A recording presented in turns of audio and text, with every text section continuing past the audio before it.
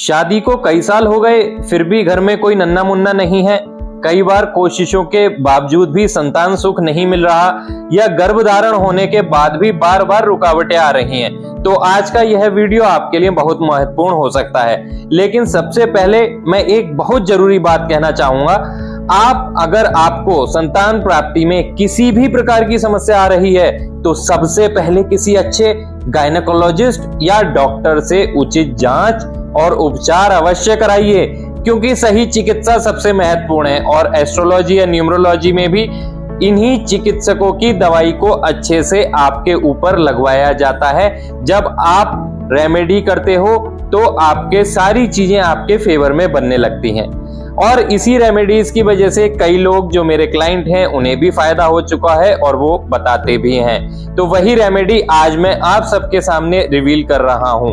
कई लोगों का ये भी अनुभव है कि जब भी सही इलाज के साथ सकारात्मक ऊर्जा और आध्यात्मिक उपाय जुड़ जाते हैं तो परिणाम और बेहतर महसूस हो सकते हैं। अब बात करते हैं न्यूमरोलॉजी की। जनरली यह समस्या किसी भी मूलांक, भाग्यांक या राशि वाले व्यक्ति को आ सकती है, लेकिन न्यूमरोलॉजी में कुछ नंबर्स ऐसे माने जाते हैं जिनमें संतान सुख में देरी या अतिरिक्त चुनौतियां अपेक्षाकृत अधिक देखने को मिल सकती हैं। विशेष रूप से जिनका जन्म 8, 17, 26 तारीख को हुआ हो, ऐसे लोगों को कई बार संतान प्राप्ति में देरी का अनुभव हो सकता है, लेकिन ये बात 100% इन लोगों पर नहीं है। वहीं 4, 13, 22 और 31 जन्म तिथि वाले लोगों को भी अतिरिक्त सावधानी रखने की सलाह दी जाती है। लेकिन फिर वही बात, ये एक मेजॉरिटी की बात कर रहा हूं, 100% के ऊपर ये चीज फॉलो नहीं होगी। न्यूमरोलॉजी में माना जाता है कि इन नंबर्स के लोगों को प्रेगनेंसी प्लानिंग और मेडिकल गाइडेंस को हल्के में नहीं लेना चाहिए। अब सबसे पहली बात और सबसे महत्वपूर्ण रेमेडी, अपनी नेम की स्पेलिंग चेक करवाइए। बहुत बार देखा गया है व्यक्ति का नाम उसकी जन्मतिथि और न्यूमरोलॉजी के अनुसार संतुलित नहीं होता। नेम करेक्शन कई न्यूमरोलॉजिस्ट के अनुसार सबसे बड़ी रेमेडी मानी जाती है। और नेम करेक्शन के बाद उसे रोज 24 बार लिखो, फिर देखो वाइब्रेशन आपके फेवर में आते ही चीजें पॉजिटिव हो जाती हैं। अगर आप अपना नेम करेक्शन करवाना चाहते हैं तो कमेंट बॉक्स में लिख दीजिए। अब रेमेडी नंबर 1, अपने बेडरूम में बाल गोपाल या श्री कृष्ण जी के बचपन की फोटो लगाइए।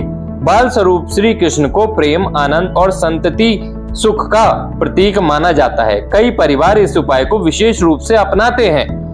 अब दूसरा उपाय, अपने कमरे में लाइट ग्रीन या लाइट ब्लू दोनों रंगों का अधिक उपयोग कीजिए, खास करके बेडशीट, पिलो कवर्स, पर्दे या अन्य सजावटी वस्तुएं, खास करके लाइट ग्रीन कलर।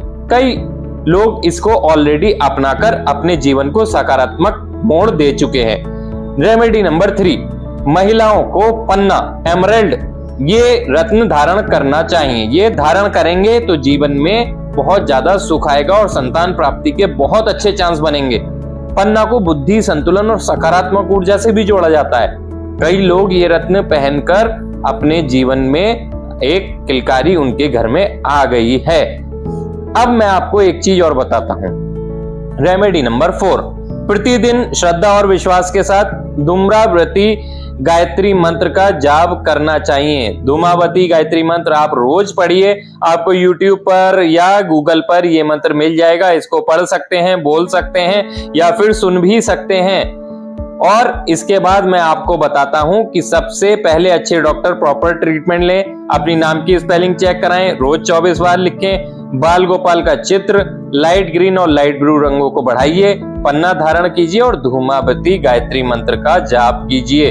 ये सारी चीजें जैसे ही आप करना शुरू करेंगे आपके जीवन में पॉजिटिव चीजें होनी शुरू हो जाएंगी। ये था मेरी तरफ से आप सभी लोगों को सुझाव। ये आप करके देखिए, आपके जीवन में हो सकता है किलकारी भी आ जाए। बहुत बहुत धन्यवाद।